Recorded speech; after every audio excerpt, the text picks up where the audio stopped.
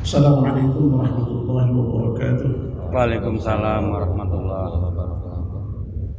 Alhamdulillahil mahmudi bi ni'matih, al-ma'budi bi qudratihi, al-muta'i bi sultanihi, al-marhubi min 'adhabihi wa satwatihi, an-nafidhi amruhu fi samaihi wa ardihi, الذي خلق الخلق بقدرته وميزهم بأحكامه وأعزهم بدينه وأكرمهم بنبيه محمد صلى الله عليه وسلم. أما بعد فيا أيها العروشين عليكما بتقوى الله وطاعته لنيل السلامة والفلاح في الدنيا والآخرة. قال الله تعالى في القرآن الكريم: ومن آياته أن خلق لكم من أنفسكم أزواجا لتسكنوا إليها وجعل بينكم مودة ورحمة إن في ذلك لآيات لقوم يتفكرون. صدق الله العظيم. Ananda Hendra Ahmad Firdaus ST bin Bapak O.E. Sukirman SDM HUM yang berbahagia, sebentar lagi Ananda akan melaksanakan akad nikah dengan seorang gadis suntingan Ananda, yaitu Yunasita Rizki Amadia S.Ikom M.Ikom binti Bapak AKP Sugiono SH MU. Akad nikah itu di dalam Islam merupakan perjanjian yang kuat dan agung. Allah menyebutnya di dalam Al-Quran sebagai mitsaqan ghalidha. Disebut demikian oleh karena akad nikah itu akan mengikatkan dan menyatukan Ananda berdua secara lahir dan batin sebagai suami istri untuk membentuk rumah tangga perkawinan yang merupakan suatu ikatan antar manusia yang paling kuat dan paling mendasar di samping ikatan atas dasar aliran darah seperti antara orang tua atau leluhur dengan anak atau keturunannya. Dengan menikah, seorang wanita telah bersedia untuk hidup bersama dengan seorang pria bukan keluarganya, meninggalkan keluarga yang merawat, mengasihi dan membesarkannya, mengganti semua itu dengan penuh kerelaan untuk hidup bersama, menyatu dan membuka kerahasiaannya yang paling dalam kepada seorang pria yang menjadi suaminya. Demikian kokoh dan kuatnya ikatan suami istri itu, sehingga apabila mereka dipisahkan dunia ini dengan kematian, maka mereka yang taat melaksanakan perintah Allah dalam kehidupan rumah tangganya, kelak di akhirat Allah akan menggabungkannya kembali hidup bersama, sebagaimana disebutkan dalam surat Yasin ayat 56. Itulah mitsaqan ghalidha yang Allah gunakan dalam Al-Quran hanya untuk menyebut 3 macam ikatan, yakni yang pertama ketika Allah membuat perjanjian dengan para nabi, dengan Nuh, Ibrahim, Musa, Isa, dan Muhammad SAW, seperti yang tertera dalam surat 33 ayat 7. Kedua, ketika Allah mengangkat bukit Tur di atas kepala Bani Israel dan menyuruh mereka bersumpah setia di hadapan Allah, sebagaimana tertera di dalam surat 4 ayat 154.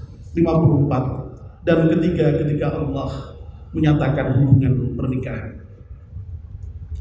Karena itu peristiwa yang sebentar lagi akan terjadi dalam kehidupan Ananda berdua ini bukanlah peristiwa kecil di hadapan Allah.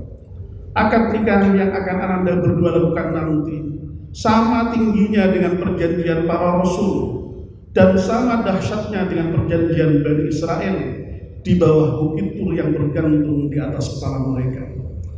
Peristiwa akad nikah yang Anda berdua lakukan tidak saja disaksikan oleh kedua orang tua, saudara-saudara, dan sahabat-sahabat Ananda, tetapi juga disaksikan oleh para malaikat di langit yang tinggi, dan terutama disaksikan oleh Allah, penguasa alam semesta.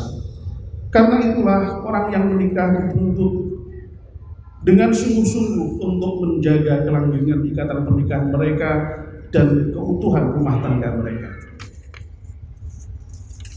Ananda, Hendra, dan Riris calon pengantin yang berbahagia. Ketika seorang wanita menikah, ia mempunyai keyakinan yang mendalam bahwa kebahagiaannya bersama suami kelak akan lebih besar dan sekurang-kurangnya sama dibanding kebahagiaannya bersama bapak, ibu, dan keluarganya. Demikian pula pembelaan suami terhadapnya dibanding dengan pembelaan saudara kandungnya. Keyakinan wanita calon istri seperti itu tergambar di atas. Keyakinan wanita calon istri seperti tergambar di atas itu, bagai menggambarkan persyaratan tidak tertulis kepada calon suami yang menikahinya. Karena itulah ketika Rasulullah SAW menikahkan Sayyidatina Fatimah Az-Zahra dengan Sayyidina Ali, beliau berkata, "Wahai Ali, dia Fatimah anakku untukmu, dengan harapan engkau akan berlaku baik menemaninya." Ananda, Hendra, dan Riris yang berbahagia, ikatan pernikahan selain memposisikan Anda berdua sebagaimana diuraikan di atas, juga berkonsekuensi pada terbentuknya hubungan baru yang di dalam firman Allah surat Al-Baqarah ayat 187 digambarkan secara metafor sebagai pakaian bagi satu sama lainnya. Hunna libasul lakum wa antum libasul lahum. Mereka adalah pakaian bagimu dan kamu adalah pakaian bagi mereka. Dalam ayat ini, istri disebut sebagai pakaian bagi suami dan suami disebut sebagai pakaian bagi istri. Dengan demikian, Ananda Riris adalah pakaian bagi Ananda Hendra, dan sebaliknya Ananda Hendra adalah pakaian bagi Ananda Riris. Ananda, Hendra, dan Riris calon pengantin yang berbahagia. Para ulama telah menjelaskan beberapa makna mengenai pakaian bagi para pemakainya. Dari beberapa makna tersebut, sekurang-kurangnya dapat dikategorikan ke dalam 3 macam tingkatan fungsi, yakni daruri, hadiri, dan tahsili, yang dalam bahasa sehari-hari dapat disepadankan dengan fungsi primer, sekunder, dan tersier. Berkaitan dengan ketiga fungsi pakaian tersebut dapat dijelaskan sebagai berikut. Yang pertama, fungsi primer. Pakaian pada tataran fungsi primer ini terkait dengan fitrah manusia yang diciptakan Allah Subhanahu wa taala secara berpasangan antara pria dan wanita, sebagaimana difirmankan Allah dalam surat An-Nisa ayat 1. Ya ayyuhan nasu taqu rabbakumul ladzi khalaqakum min nafsin wahidah wa khalaqa minha zawjaha wa batha minhuma rijalan katsiran wa nisaa'a wattaqullaha alladzi tasaaluna bihi wal arham innallaha kana 'alaikum raqiba.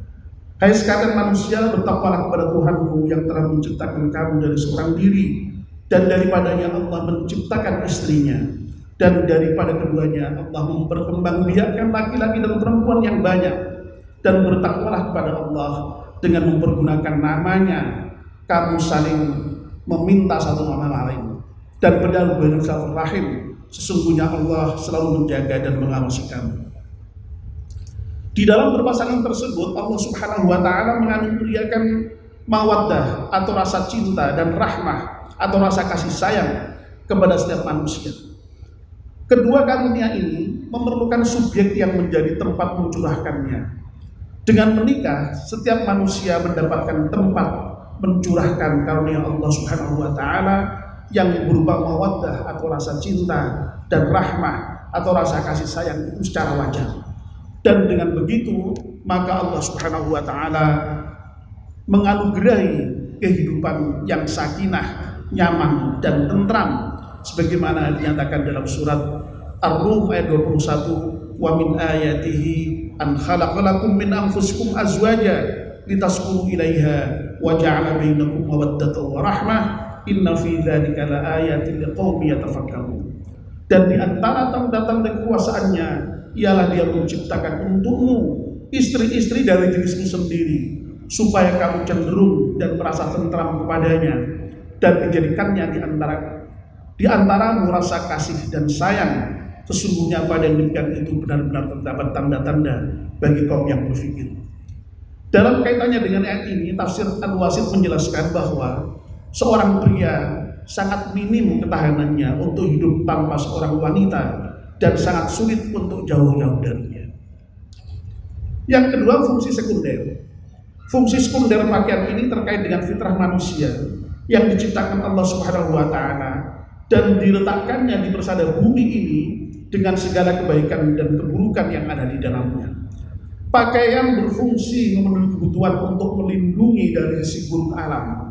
Karena itulah maka pasangan juga dituntut untuk saling menjaga dan menutupi hal yang semestinya ditutupi. Sedangkan fungsi yang ketiga dari pakaian, yakni fungsi tersier, ini terkait dengan fitrah manusia sebagai makhluk yang berbudaya. Dalam surat An-Nisa ayat 19 dinyatakan, wa ashiruhunna bil ma'ruf fa in karihtumuhunna fa asa an takrahu syai'an wa ja'alallahu fi khairan katsira. Dan bergaulah dengan mereka secara patut, secara ma'ruf. Kemudian bila kamu tidak menyukai mereka, maka bersabarlah, karena mungkin kamu tidak menyukai sesuatu padahal Allah menjadikan padanya kebaikan yang banyak. Di dalam budaya ada nilai-nilai etika dan estetika yang dicipta, dipelihara dan dikembangkan. Dengan demikian, maka di dalam rumah tangga perkawinan terdapat kepantasan, keindahan, dan keelokan yang tercipta, terpelihara dan terkembangkan. Dengan terpenuhinya fungsi-fungsi tersebut, maka Allah Subhanahu wa Ta'ala kemudian menganugerahi kehidupan yang sakinah, tentram dan nyaman. Karena itulah ibarat pesawat dengan bandar udaranya, maka rumah tangga perkawinan adalah tempat yang baik untuk take off dan landing dalam menjalankan tugas kehidupan, baik itu menyangkut dimensi ibadah kepada Allah Subhanahu wa Ta'ala maupun dalam berkhidmat kepada sesama, baik kepada masyarakat, bangsa dan negara. Ananda mempelai berdua yang berbahagia. Mawaddah atau rasa cinta dan rahmah atau rasa sayang adalah fadl atau anugerah Allah Subhanahu wa Ta'ala yang pasti ada pada setiap insan.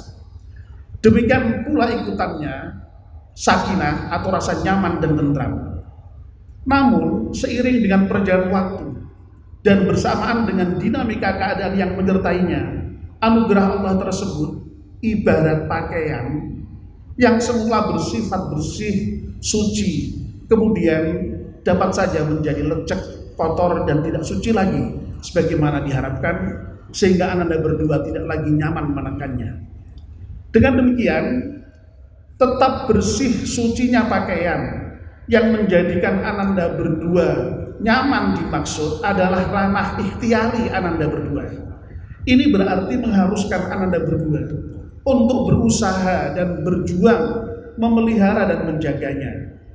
Keadaan pakaian yang lecek, kotor dan tak suci lagi adalah ibarat keadaan buruk dalam kehidupan rumah tangga perkawinan. Oleh karena itu, merawat pakaian dengan mencuci dan merapikannya adalah takbir dari memelihara hubungan di dalam rumah tangga perkawinan dengan ikhlas, mengikuti petunjuk Allah Subhanahu wa Ta'ala di dalam syariatnya, meneladani sunnah Rasulnya, dan mempercantiknya dengan akhlak yang sesuai nilai-nilai yang terpelihara dalam budaya atau al-ma'ruf kedua keluarga besar dan lingkungan masing-masing. Ananda Hendra dan Lilis, calon mempelai yang berbahagia, demikianlah tausiah yang bisa saya berikan pada Ananda berdua. Semoga apa yang saya sampaikan bermanfaat bagi perjalanan yang akan Ananda tempuh, yakni menuju kehidupan berkeluarga yang sakinah, mawaddah warahmah, sebagaimana yang Ananda berdua cita-citakan. Kami orang tua kalian dan semua yang hadir di tempat ini yakin bahwa kalian telah melakukan pilihan dengan tepat dalam pernikahan ini, dan kami yakin pula bahwa kalian telah bertekad untuk melaksanakan pesan-pesan Allah dan Rasul-Nya seperti yang telah diuraikan di atas. Karena itu kami semua mendoakan untuk kalian, semoga Allah berkenan memberikan berkahnya dalam pernikahan ini dan rumah tangga kalian nanti. Fa innal umura kullaha biyadillah yaqdi fiha ma yasha'u wa yahkumu ma yurid. لا مؤخر لما قدم ولا مقدم لما أخر ولا يجتمع اثنان ولا يفترقان إلا بقضاء وقدر وكتاب من الله قد سبق. أقول قولي هذا وأستغفر الله العظيم لي ولكم ولوالدي ولوالديكم ولسائر المسلمين والمسلمات فاستغفروا إنه هو الغفور الرحيم. Mari bersama-sama kita beristighfar. Astaghfirullahaladzim alladzi la ilaha illa huwal hayyul qayyum wa atubu ilaih. Astaghfirullahaladzim alladzi la ilaha illa huwal hayyul qayyum wa atubu ilaih. Astaghfirullahaladzim alladzi la ilaha illa huwal hayyul qayyum wa atubu ilaih. Kita sambung dengan syahadat. Asyhadu an la ilaha illallah wa asyhadu anna Muhammadar Rasulullah. Asyhadu an la ilaha illallah wa asyhadu anna Muhammadar Rasulullah. Asyhadu an la ilaha illallah wa asyhadu anna Muhammadar Rasulullah. Wassalamualaikum warahmatullahi wabarakatuh.